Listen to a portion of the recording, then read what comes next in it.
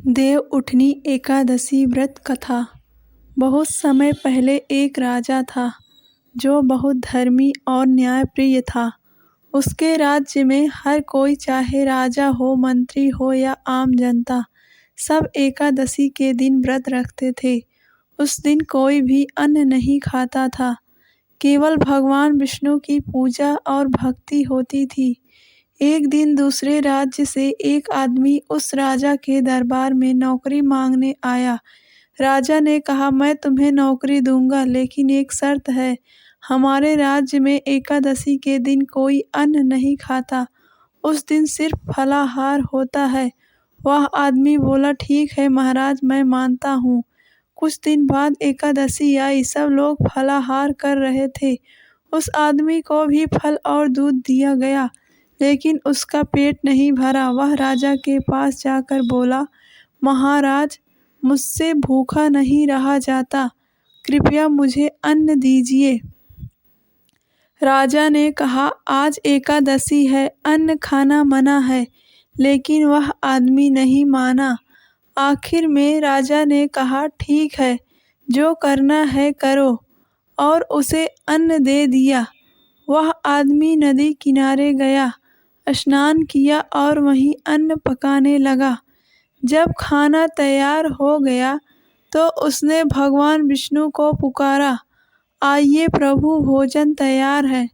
तभी भगवान विष्णु स्वयं पीतांबर धारण किए 4 भुजाओं वाले रूप में प्रकट हो गए।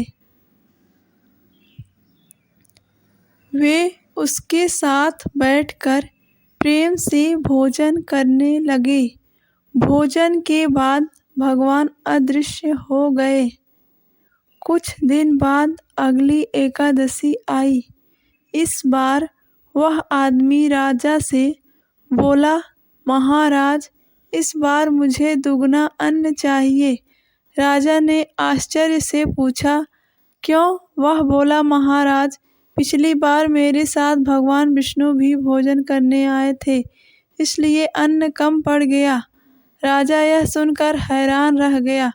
उसने सोचा, मैं तो सालों से व्रत रखता हूँ, पूजा करता हूँ, फिर भी मुझे भगवान के दर्शन नहीं हुए, और इस व्यक्ति को हुए। राजा ने कहा, अगली बार मैं भी तुम्हारे साथ चलूँगा और देखूँगा। अगली एकादशी को राजा उसके साथ गया और पेड़ के पीछे छिप गया।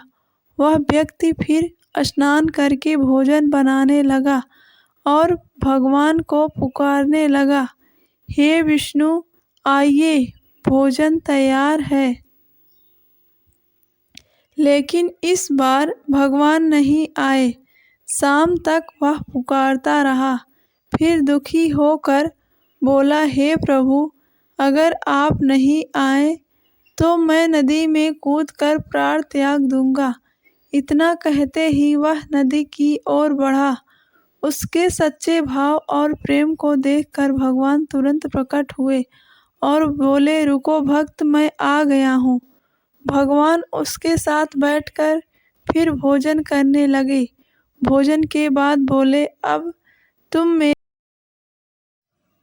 धाम चलो, और उसे अपने दिव्य विमान में बिठाकर बैकुंठ ले गए। यह सब देखकर राजा आश्चर्यचकित रह गया।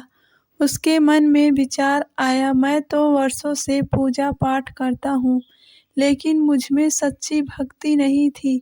यह व्यक्ति नियम तो तोड़ गया, पर उसका मन भगवान के प्रति सच्चा था, इसलिए प्रभु ने उसे दर्शन दिए। उस दिन के बाद राजा का जीवन बदल गया। उसने समझ लिया कि भगवान की प्राप्ति केवल व्रत या उपवास से नहीं, बल्कि सच्चे मन, श्रद्धा और प्रेम से होती है। उसने भी उसी दिन से पूरे भाव से पूजा शुरू कर दी। अंत में उसे भी स्वर्ग की प्राप्ति हुई।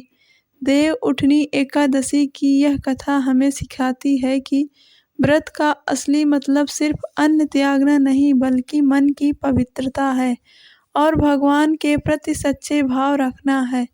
जब भक्ति सच्ची होती है तो भगवान खुद अपने भक्त के पास आते हैं।